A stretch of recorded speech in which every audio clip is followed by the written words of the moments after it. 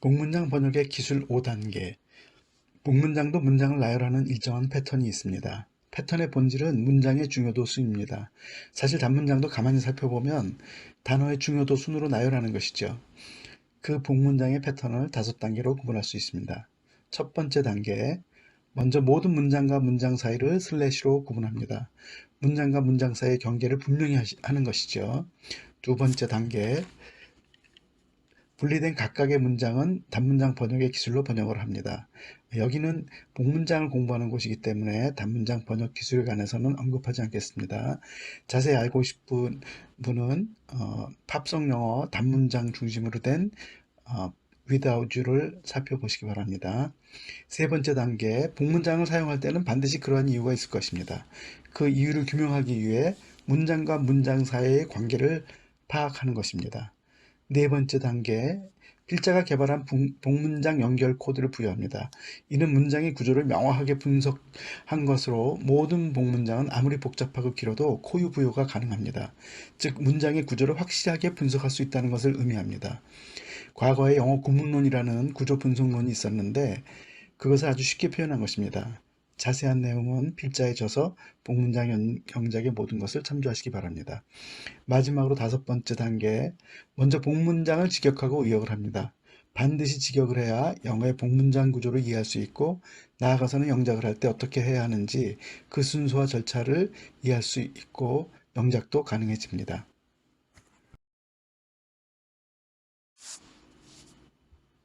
복문장 번역의 기술 첫 번째 단계는 복문장을 각각의 단문장으로 분리합니다. 문장과 문장 사이는 슬래시를 긋습니다. 단문장으로 분리한 것만으로도 영어가 훨씬 쉬워 보이죠? 이렇게 하면 읽을 때도 어디서 쉬었다 가야 하는지 명확해집니다. 당연히 문장이 끝날 때마다 끊어서 읽어야겠죠. 그렇지 않으면 우리말로 아버지 가방에 들어가신다가 될 수 있습니다. 읽을 때는 큰 소리를 읽으면 리스닝 훈련도 되고 우리말에서 사용하지 않는 입과 주변의 근육도 발달하기 때문에 영어 발음이 좋아집니다. 하루아침에 발음이 좋아질 수는 없겠죠. 그럼 한번 읽어볼까요? The other night, as I lay sleeping, I dreamed I held you in my arms. You will never know how much I love you. You told me once you really loved me and no one else could come between. 복문장 번역의 두 번째 단계는 각각의 단문장을 번역합니다. 단문장 번역의 기술에서 이미 배웠기 때문에 설명하지 않겠습니다. 보다 자세히 알고 싶으면 팝송 영어 단문장 동영상을 보거나 본인의 저서 단문장 영작의 모든 것을 참조하세요. 첫 번째 문장, The other night as I lay sleeping. 저번 날 밤 내가 누워 잠자고 있으면서. 두 번째 문장, I dreamed. 나는 꿈을 꾸었어요. 세 번째 문장, I held you in my arms. 내 품에 당신을 안고 있었죠. 복문장 번역의 세 번째 단계는 단문장들의 관계를 파악하는 것입니다. 이유가 있으니까 복문장으로 연결해서 만들었겠죠. 첫 번째 문장, The other night as I was sleeping. S 문장은 대개 거의 동시에 일어나는 상황을 설명할 때 주로 사용됩니다. 그러니까 S 문장이 앞에 나오면 뒤에, S 문장이 뒤에 나오면 앞에 어떤 다른 문장이 있기 마련입니다. 그러니까 무엇을 하고 있는 사이에 어떤 일이 일어났거나 어떤 일이 일어나고 있는데 다른 일도 일어나고 있다는 중인 것을 설명하는 거죠. 여기서는 S 문장이 앞에 왔기 때문에 이 조건을 근거로 뒤에 어떤 문장이 일어나고 있다는 것을 설명하고 있는 것입니다. 두 번째 문장의 dreamed는 목적어가 필요할 수도 있고 아닐 수도 있는데 없다면 자동사고 있다면 타동사겠죠.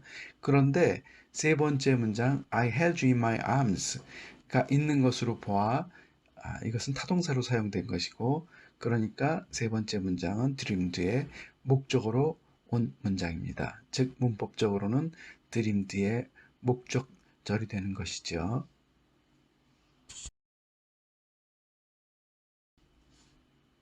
복문장 번역의 네 번째 단계는 복문장 구성에 대한 코드를 부여합니다. 코드란 복문장의 구성을 완벽하게 분해하여 그 규칙이 패턴을 기호로 표시한 것입니다. 이런 방식을 통하면 어떠한 복문장도 코드로 표현이 가능합니다.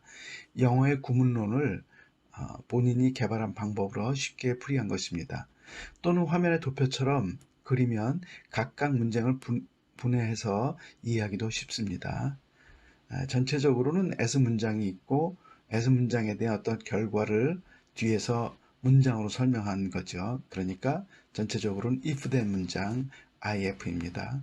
그런데 뒤에 문장이 두 개로 이루어진 또 본문장입니다. 도표에서 보는 바와 같이 뒤에 문장은 목적어 자리에 문장이 온 거죠. 그래서 드림드의 목적어로 문장이 왔으니까 목적절이 되는 거죠. 그러니까 코드를 표시하면 복문장 패턴의 세 번째인 if then의 if를 먼저 표기했고 그 다음에 복문장 패턴의 첫 번째인 FP의 3형식이기 때문에 3, 그리고 세 번째 자리인 목적어 자리에 왔기 때문에 3, 그래서 FP33이 되고 전체적으로는 IF-FP33 코드가 됩니다. 복문장 번역의 마지막 단계인 다섯 번째는 비로소 완벽한 번역을 하는 단계입니다. 번역을 할 때는 먼저 직역을 하고 의역을 하세요. 그래야 영어식 개념이나 사고에 익숙해질 수 있습니다. 이를 모르고 우리말을 그대로 영작하면 의미가 통하지 않는 무늬만 영어인 콩글리시가 되기 쉽죠. 예를 들어서 노래를 부르다를 I call a song 할 수는 없죠. 여러분도 다 아시겠지만 노래를 부르다 하면 I sing 하는 것이나 마찬가지입니다. 그러니까 책을 많이 읽고 그 개념을 정확히 알아야 영어식 표현으로 영작도 할 수 있습니다. The other night, dear, as I lay sleeping, I dreamed I held you in my arms. 직역을 하면 다른 그날 밤 내가 누워서 잠자면서 나는 내 팔 안에 당신을 붙잡고 있는 꿈을 꾸었어요. held는 붙잡다는 hold의 과거형이죠. 그리고 in my arms는 팔들의 안쪽이니까 안고 있는 걸 이렇게 표현합니다. 의역을 하면 어떤 날 밤에 누워 잠자다가 내 품에 당신을 안고 있는 꿈을 꾸었어요. 복문장 영작의 두 번째 단계는 각각의 단문장을 번역합니다. 보다 자세히 알고 싶으면 You are my sunshine 단문장 편 동영상을 보세요. You will never know. 당신은 결코 알 수 없게 될 거예요. 삼형식이죠. How much I love you. 당신을 내가 얼마나 사랑하는지 역시 삼형식입니다. 복문장 번역의 세 번째 단계는 복문장을 구성하는 단문장들의 관계를 파악하는 것입니다. 이 문장은 will never know의 목적으로 단어 대신 문장이 온 것이죠. 그래서 목적절이라 그럽니다. 그런데 관계대명사를 통해서 온 것이 아니고 의문문이 목적어 자리에 온 것입니다. 관계대명사라면 선행사인 문장 앞에 어떤 단어가 있어야겠죠. 그러니까 이 문장은 관계대명사 문장이 아니라 의문문이 목적어 자리에 온 것입니다. 단 의문문이긴 하지만 의문문 형태가 아니기 때문에 조동사 사용하지 않고 주어동사 순으로 나열을 했습니다.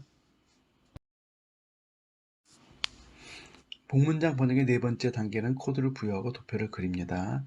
이 문장은 삼형식 목적어 자리에 문장이 왔기 때문에 복문장 패턴의 첫 번째 패턴인 5 패턴 넘버 1입니다. 그리고 삼형식이니까 3이고 목적어 자리인 세 번째 왔기 때문에 3으로 표시를 해서 FP33으로 표시했습니다. 그러니까 목적어 자리에 문장이 왔기 때문에 문장 속에 문장이 있다 그래서 이 경우는 중문장에 해당합니다. 복문장 번역의 마지막 단계인 정확한 번역을 하는 다섯 번째 단계입니다. 먼저 직역을 하고 의역을 합니다. 그런데 이 문장은 직역과 의역이 같습니다. You'll never know how much I love you. 당신은 내가 당신을 얼마나 사랑하는지 결코 알지 못하게 될 거예요. 의역도 마찬가지죠. 복문장 번역의 두 번째 단계는 각각의 단문장을 번역합니다. 보다 자세히 알고 싶으면 You Are My Sunshine 단문장 편 동영상을 보세요. 첫 번째 문장 You told me once. 당신은 한때 내게 말했죠. 두 번째 문장 You really loved me. 당신 진정으로 나를 사랑했어요. 세 번째 문장 No one else could come between. 우리 사이엔 다른 누구도 올 수 없었어요.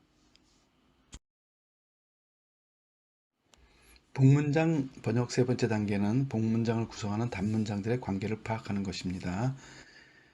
You told me once. 당신은 한때 나한테 말했었죠. 이 문장의 told는 누구에게 뭐라다는 뜻의 텔의 과거형이죠. 그러니까 당연히 목적어가 두 개 필요합니다.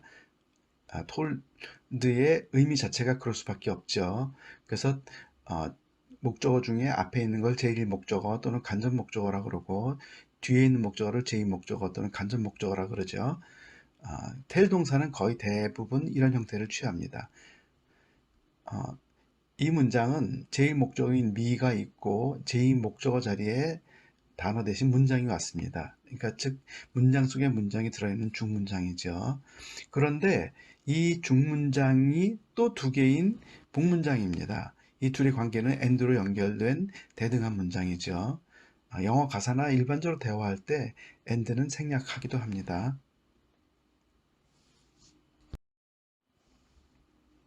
복문장 번역의 네 번째 단계는 코드를 부여하고 도표를 그립니다.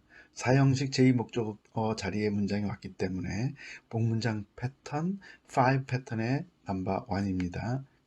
그리고 사형식이니까 4고 제2목적어 자리인 네 번째 자리이기 때문에 4로 표기를 해서 FP44로 표기했습니다. You told me once you really loved me and no one else could come between.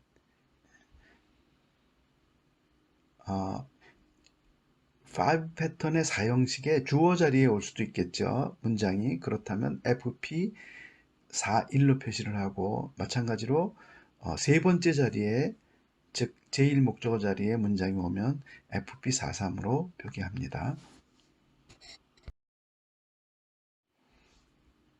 복문장 번역의 마지막 단계인 정확한 번역을 하는 단계입니다. 먼저 직역을 하고 의역을 합니다. You told me once you really loved me. No one else could come between. 직역을 하면 당신이 한때 내게 말했죠. 나를 진정으로 사랑한다고. 다른 사람이 사이에 올 수 없다고. 의역을 하면 당신은 한때 나를 진정으로 사랑하고 아무도 우리 사이에 올 수 없다고 말했죠. 보통 우리말은 동사를 제일 뒤에 말하는 경향이 있죠. 영작을 할 때 참조하세요. 복문장의 7가지 패턴에 대해서 간략하게 소개하겠습니다. 첫 번째는 중문장. 이 중문장은 중복된 뜻으로 문장 안에 문장이 들어있는 형태죠. 우리가 흔히 주절, 보절, 목적절, 목적, 보호절 이런 것들이 여기에 해당합니다. 두 번째는 프로세스형. 이것은 시간이나 내용의 흐름대로 나열하는 것으로 주로 접속사가 쓰이죠. 세 번째는 if then형. 앞에 문장이 먼저 조건을 제시하고 결과에 대한 것을 뒤에서 문장으로 보여주는 것입니다. 이것도 우리말과 순서가 비슷하기 때문에 이해하기가 편하고 영작도 비교적 쉽게 할 수 있죠. 네 번째는 do while형. 앞 문장의 결과를 먼저 말하고 뒤에서 그에 해당하는 조건을 설명하는 문장입니다. 다섯 번째는 어태치형으로 어떤 단어 뒤에서 문장으로 단어를 추가적으로 설명하는 것입니다. 대개 관계대명사를 사용한 문장이 여기에 해당하는 거죠. 여섯 번째는 본동사가 아닌 동사의 목적형인데 투부정사, 동명사, 현재분사의 목적어 대신 목적절, 즉 문장이 오는 경우입니다. 일곱 번째는 전치사의 목적형인데 전치사 다음에 단어가 오죠. 그 단어 대신 문장이 오는 것입니다. 보다 자세히 알고 싶은 분들은 저의 저서 복문장 영작의 모든 것을 보시거나 아니면 계속 팝송 영어 공부를 하시게 되면 복문장에 대해서 계속 소개를 할 예정이니까 거기에 다양한 복문장 7가지 패턴이 나올 것입니다.